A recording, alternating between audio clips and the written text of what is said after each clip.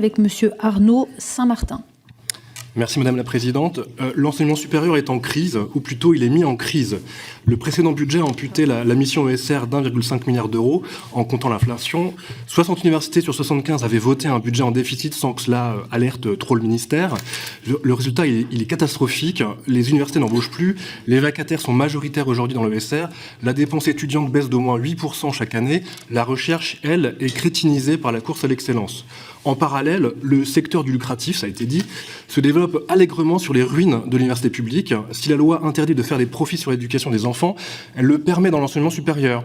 Les formations privées lucratives flirtent avec les limites de ce que leur permet la loi lorsqu'elles ne la transgressent pas et proposent des frais d'inscription mirobolants.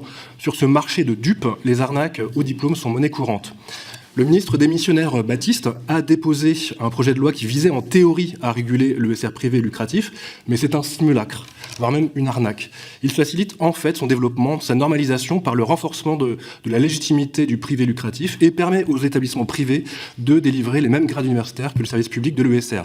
En gros, il confirme le nivellement vers le bas et l'affaissement des principes de l'autonomie universitaire.